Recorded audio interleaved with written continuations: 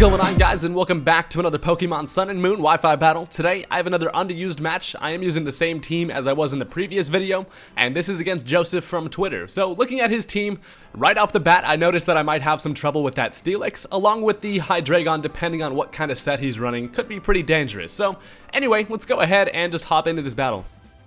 So I'm just going to be leading off with my Cobalion. I just want to get that Stealth Rock support up early, as he is going to end up leading off with his Steelix, which I did expect. So I know that this thing can hit me pretty hard with an Earthquake, but I'm kind of just expecting him to go ahead and set up his Stealth Rock as well. So he is going to Mega Evolve, get that beastly jaw coming out here and some crazy crystal shit coming out of his body. So he's ready for war, as he does actually end up just going for the Stealth Rock here, as that's what I go for myself. So we just kind of trade Stealth Rocks right off the bat here.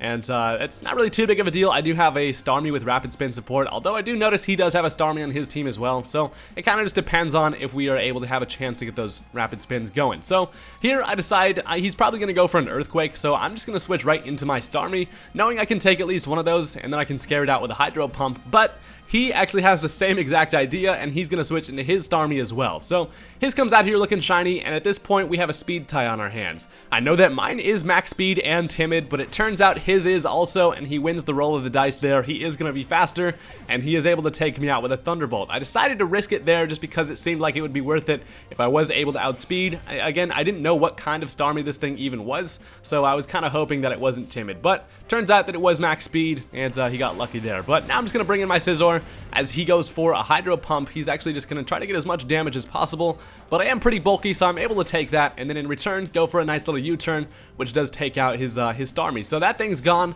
although now I'm pretty much kind of beating myself up because I lost my Starmie early, and now I'm realizing that my Starmie was my best answer against that Steelix, which is kind of unfortunate because the rest of my team doesn't really handle it all that well at all. So now he's going to bring back in his Steelix as I go into my Aerodactyl here. After running damage calcs, it depends on what kind of set this thing is, but an Earthquake is really not going to be able to do much damage at all, so I just decided to switch right back out, and I'm going to go into my Scizor yet again here. The reason for that is because I kind of just decided to sack this thing off. I need to be able to have a free switch in against the Steelix if I'm going to be able to do anything to it. So I have to let Scizor go down there, but I was able to take care of the Starmie, and Scizor wasn't looking all that useful in this match anyway, so this now allows me a free switch right back into Seymour, as I am going to go for the Fightinium Z on close combat, but he actually is going to switch into his Brobat, which is quite unfortunate. I was really hoping that he was going to stay in there and go for an Earthquake, because my best option for damage against that Steelix is going for the Z power with Cobalion. So unfortunately, the Crobat comes in, who is flying and poison type, which resists fighting 4 times. So this all-out pummeling is kind of not be that all-out at all. So it's gonna happen, but this Crobat's kind of like, it really does not hurt him at all. So it does, like, it's going to leave him with above half health, which is kind of lame, as he even eats some leftovers and kind of just heals that up anyway. So I do want to save my Cobalion, so I'm going to go ahead and switch this thing out, and I'm just going to go directly into my Crocodile, who does have Intimidate. So even if he does go for the Brave Bird, it won't be able to do too much damage here,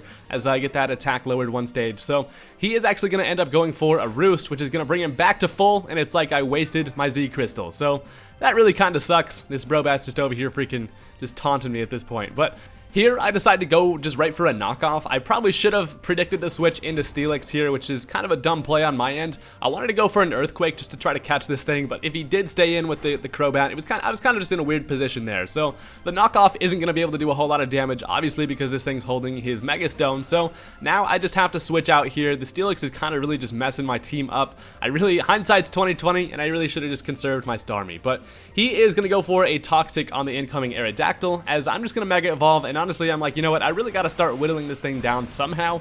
It doesn't have any reliable recovery, so as long as I can just get chip damage on this thing, it will make it easier to take care of eventually. So I just Mega Evolve, get all prehistoric on that ass, and I go for an Earthquake, which doesn't even knock this thing down to half, as he is going to go for a Heavy Slam.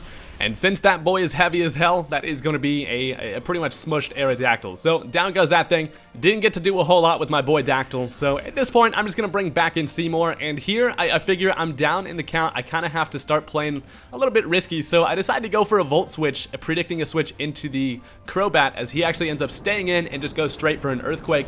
That's actually fine, because I know I can take at least one of them, which it does kind kind of suck. It leaves me at 24 HP, but at this point, I'm just going to go right for the close combat now, and that is going to do a lot of damage. It's not quite enough to be able to take this thing out, but the good news is, at least finally, I was able to whittle this thing down, as now he's just going to go for a heavy slam, and that is going to kill Seymour, but at least this thing should be easy enough to take care of now. I did lose like half my team in the process, but what are you gonna do? Mega Steelix is just an absolute monster. So at least now I'm able to bring in the old crocodile yet again.